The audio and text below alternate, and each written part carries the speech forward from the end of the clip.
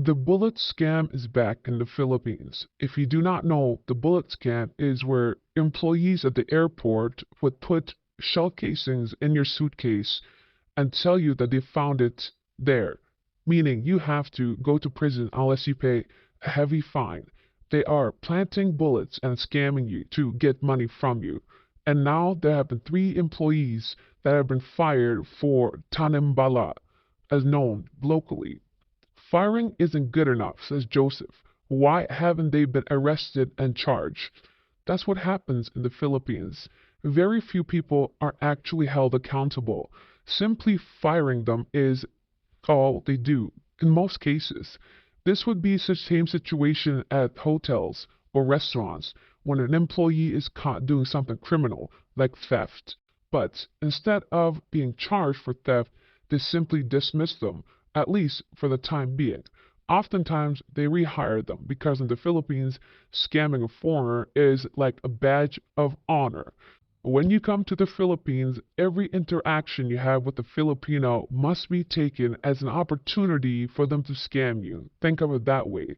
Why is someone being nice to you? Why are they being sketchy? Why are they doing things behind the regular way of doing it? Why is there no receipts? Why do they not turn on the meter? Why is the price 10 times what locals pay? Do not get hit with the skin tax. It happens every day whenever I travel and stay here. You must be aware of all these situations. E. Januski says, this scam again, a bunch of people lost their jobs a few years ago with this ridiculously lame scam.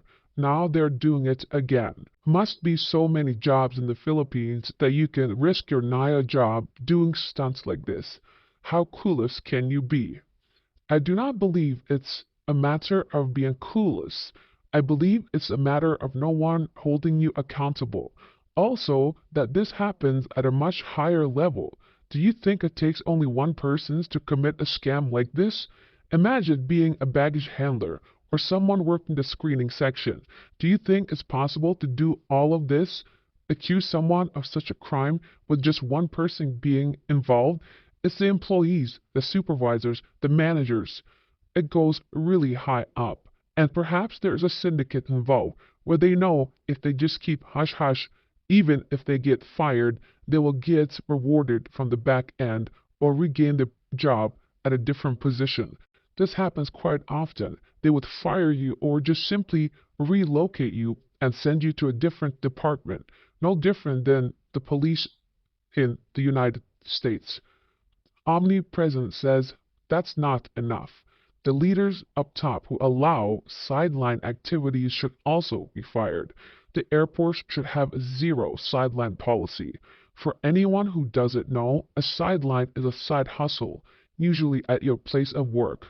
There are innocent side hustles and straight up scams. Many employers allow it because it's not always a problem, and it keeps employees happy since their salary alone may not make ends meet. Anyway, high-level leadership is allowing all this crap to happen. Oftentimes they get a cut of the sidelines, like rent money from the scammy taxis. Precisely. Those taxis. Do you think the government doesn't know those scams are happening? Do you think everyone complaining all over social media, YouTube, vlogs, Reddit posts, do you think the government is unaware of taxi scams?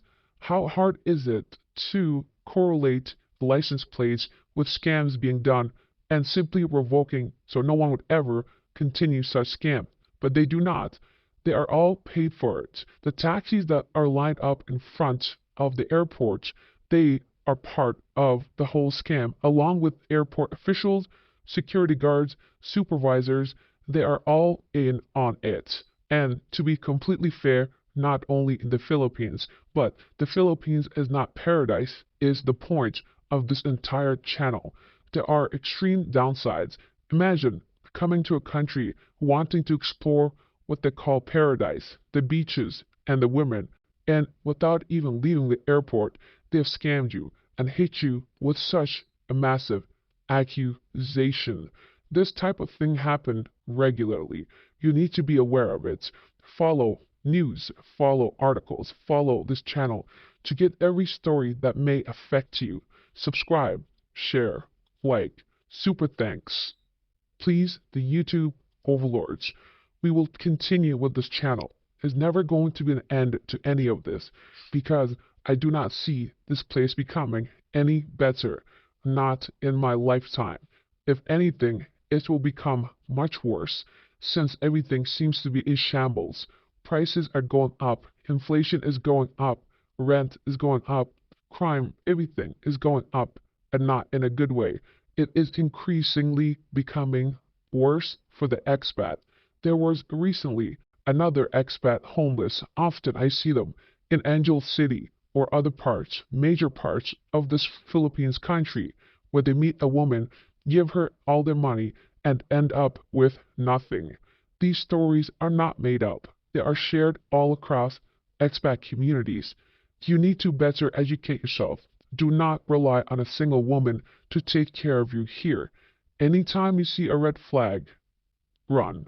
One more thing that isn't new is the fact that the most uncomfortable airport in the world. I am always on edge here for good reason, says I am Big Bo. Many people have shared their experiences with Manila's main airport. The gateway to the country is in complete shambles. Even under new management, apparently they are making improvements, but not enough. This is not a place you want to be under any circumstances. If you must come to the Philippines, try landing at a different airport, even though the majority of flights land in Manila at the Naya airport. See if you can find a different way around. This is today's catfish. How do you go from this to this? Remember, the catfish is not necessarily the most attractive person in the first photo. It is simply a comparison between how bad of a change the first and the second photos are. Best comment from yesterday is a tie between Vincent and Dingle. Vincent says very true facts on this channel. The 80s and 90s are long gone and over. You can watch all the videos you want from popular channels selling paradise.